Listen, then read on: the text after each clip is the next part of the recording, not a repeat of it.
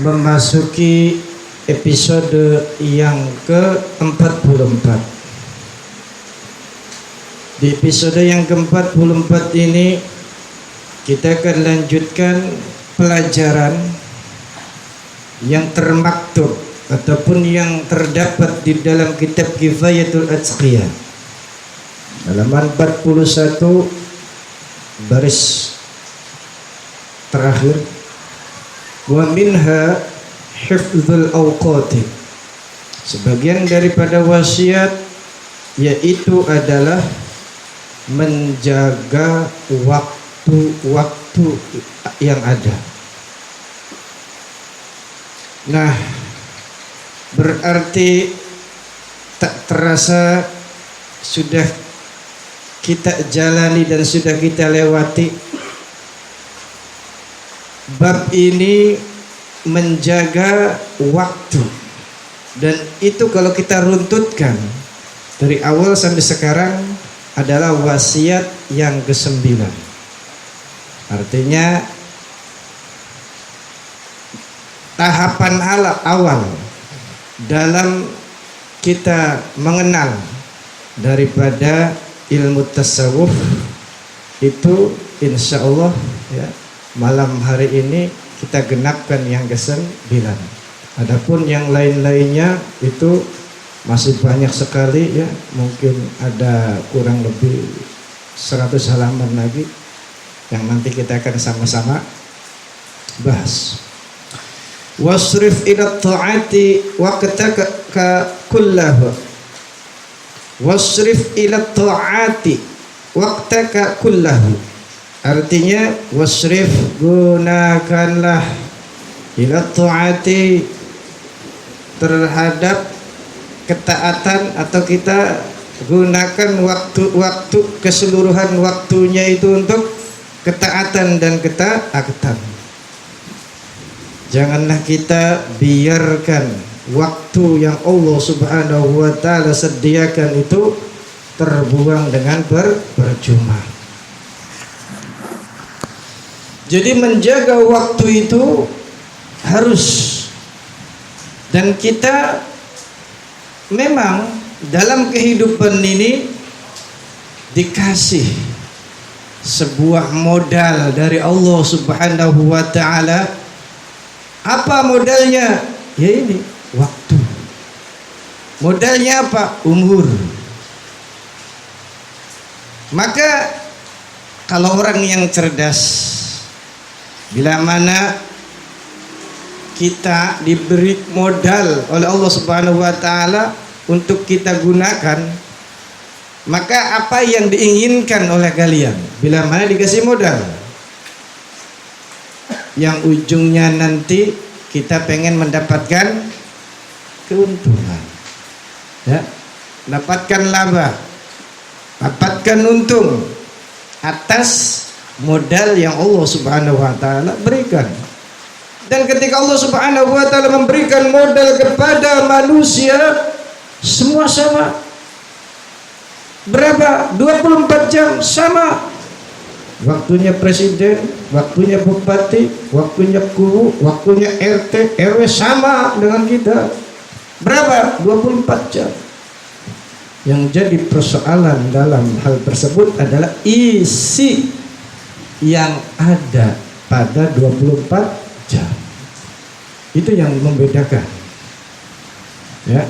Nah, maka daripada itu orang yang cerdas, kata Rasulullah SAW, itu adalah orang yang pandai menggunakan waktu. Dan ingat, ketika waktu itu berjalan detik saja, itu sudah berubah, akan menjadi masa lalu. Dan ketika masa lalu, apakah kita bisa kembali? Bisa nggak ke masa lalu? Enggak bisa. Makanya Imam Ghazali menyatakan bahwasanya apa yang paling jauh dari hidup kita? Masa lalu. Ya. Makanya masa lalu biarlah masa lalu, biarlah masa laluku. Udah, jangan kita ungkit lagi ya. Biarkan itu yang menjadi apa? Ya, hal yang ada di belakang kita. Nah, dengan adanya waktu, maka kita apa? Gunakan waktu yang Allah Subhanahu wa taala berikan itu untuk apa? Ketaatan. Nah, makanya ketika semakin orang itu di dalam dirinya waktu yang Allah Subhanahu wa taala berikan itu untuk kita gunakan untuk ketaatan, dan ketaatan itu luar biasa. Sebagaimana yang tadi diucapkan dalam muqaddimah, orang itu akan beruntung, akan mendapatkan keuntungan di dunianya itu ketika dia bisa bertambah umur, bertambah iman, bertambah umur, bertambah amal soleh. Yang tadi, wal asri innal insana lafi khusrin illa alladzina amanu wa amilus solihati wa tawassaw bil haqq wa tawassaw bis sabr. Jadi orang itu tergambarkan di dalam Al-Quran surat Al-Asr tadi, semua keadaan merugi, kaya merugi, apalagi yang miskin ya. Orang pintar merugi, apalagi yang bodoh, semua merugi. Tapi ada yang tidak merugi, kata Allah Subhanahu wa taala, dan diterangkan oleh Imam Syafi'i ya di dalam Al-Quran surat Al-Asri, bila mana tidak turun ayat-ayat selain daripada itu, cukuplah Al-Asri ketika kita itu amalkan, menjadikan amalan yang cukup di dunia ini. Siapa tadi yang beruntung? Illal ladzina amanu wa amilus sholihat, orang-orang yang beriman dan orang-orang yang beramal amal soleh ya. Jadi kita habiskan waktunya untuk apa? Bertambah iman, bertambah amal, bertambah ketaatan. Dan ketika kita itu menghabiskan waktunya, ya kita tenggelamkan waktunya untuk apa? Kegiatan-kegiatan yang manfaat, kegiatan-kegiatan yang bisa mendekatkan diri kita kepada Allah Subhanahu wa taala, seperti yang sekarang ini, nanti bisa menimbulkan suatu apa? Suatu rangsangan, kayak kita mah pengennya itu ya dekat dengan Allah terus, pengennya ingat dengan Allah Subhanahu wa taala terus. Nah, bisa-bisa nanti ya yang ada di benak kita itu seperti pelajaran yang kemarin, pengennya uzlah aja dah dari bumi ini, dari kehidupan ini, karena dengan uzlah itu akan memudahkan kita untuk apa? Melakukan ketaatan dan ketaatan. Tapi kalau seandainya uzlah kan masih ada keluarga, masih ada tanggungan, masih ada kewajiban dan sebagainya.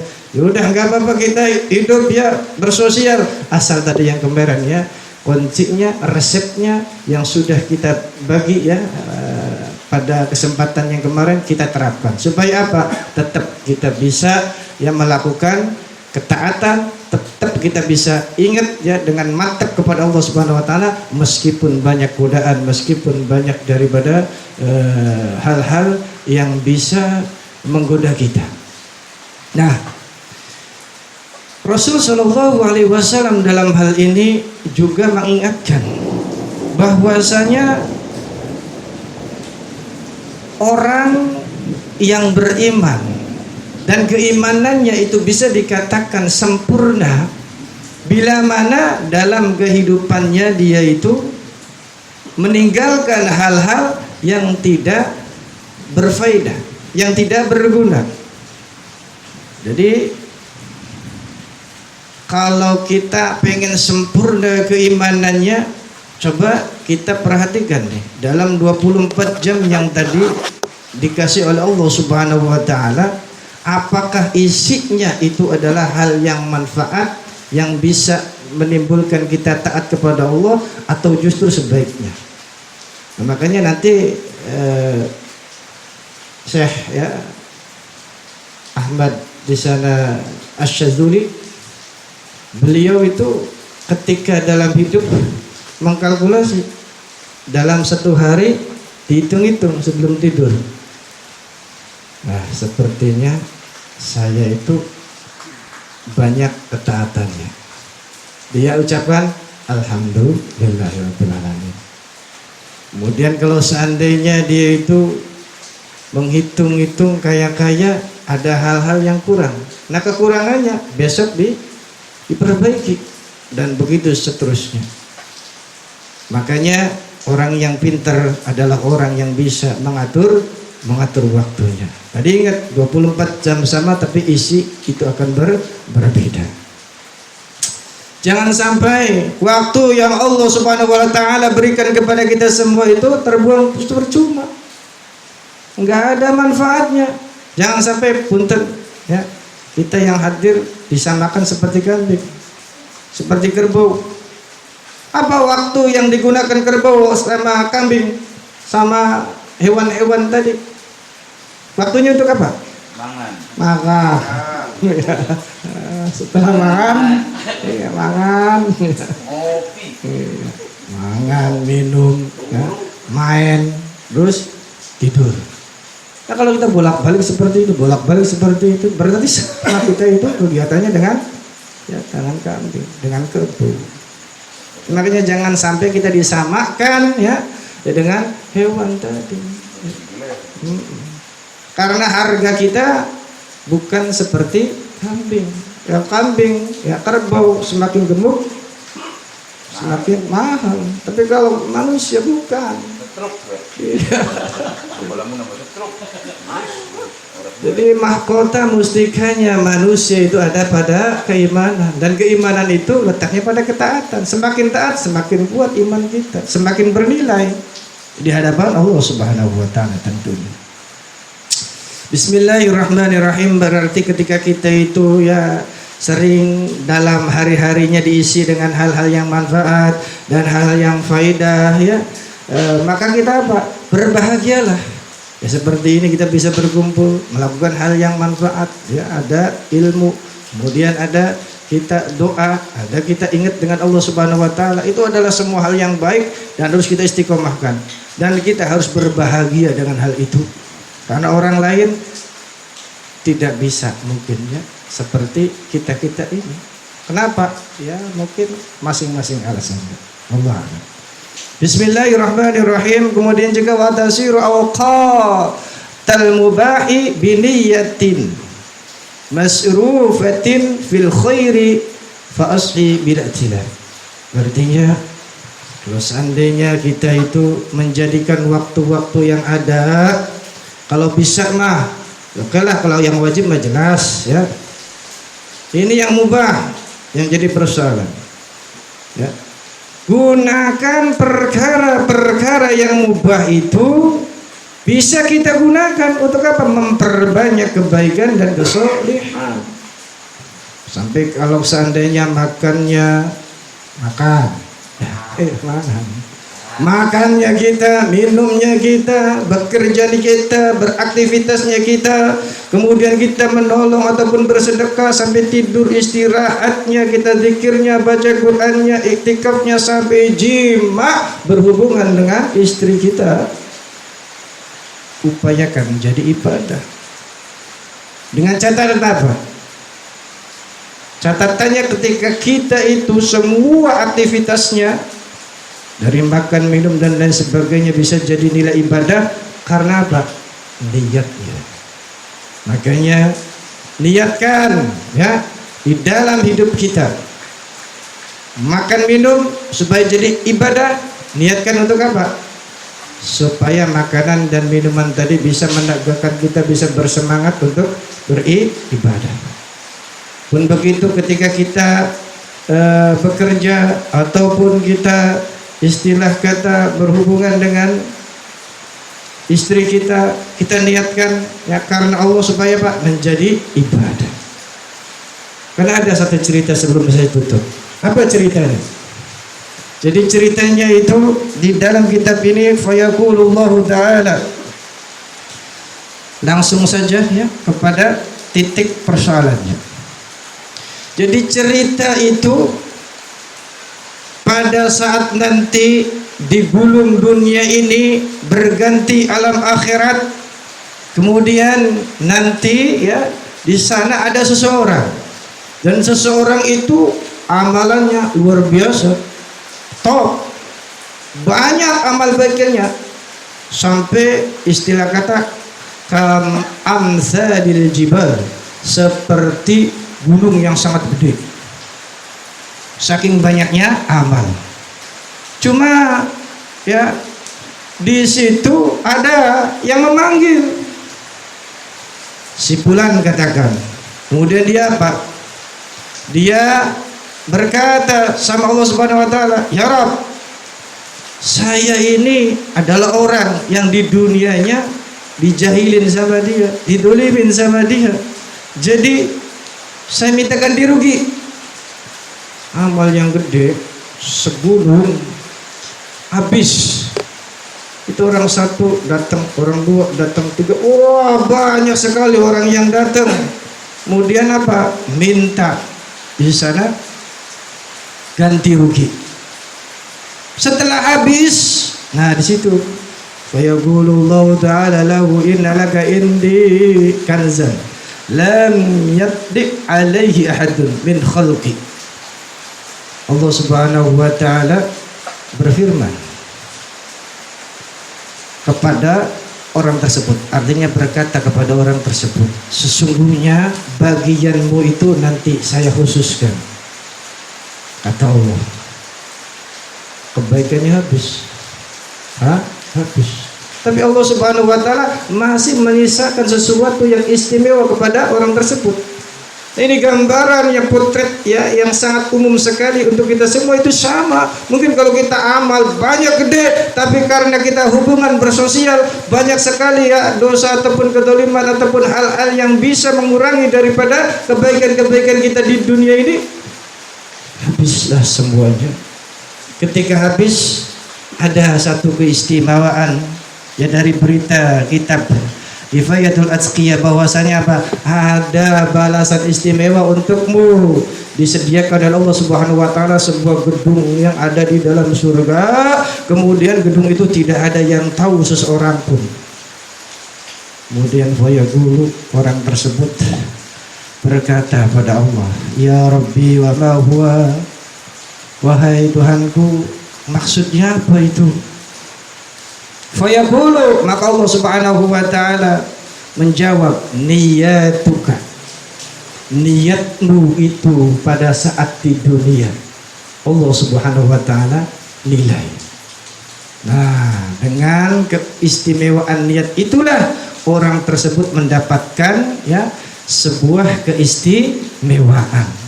Sampai-sampai ya di situ ada sebagian daripada arif billah mimpi ya setelah matinya orang tersebut. Kemudian dikatakan ya, akhirnya ditanya sama sebagian arif billah yang mimpi, yang bertemu dia, "Ma fa'alallahu bika?" Apa yang kau kerjakan? Anak amalan apa? Dua amalan apa sehingga Allah Subhanahu wa ta'ala memberikan keistimewaan seperti itu?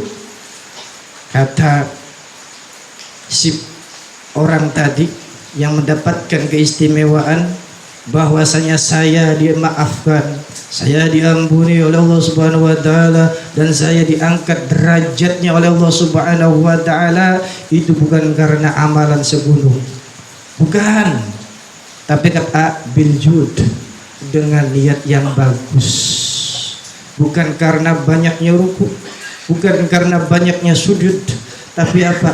Niat yang ada di dalamnya itu. Makanya itu kita mendapatkan semua itu bukan karena kita berkhidmat kepada Allah Subhanahu wa ta'ala pol-polan, tetapi apa? Mendapatkan ampunan Allah Subhanahu wa ta'ala itu karena bil fadli, dengan keanugerahan Allah Subhanahu wa ta'ala, la bil fi'li, bukan karena pekerjaan kita. Dan ketika kita mendapatkan keanugerahan Allah atau rahmat Allah, salah satunya dilihat dari niat-niat yang kita kerjakan. Nah, mungkin itu saja dulu yang bisa disampaikan pada episode ini. Semoga bisa manfaat, dan insya Allah kita lanjutkan untuk episode yang berikutnya. Wallahu a'lam bishawab.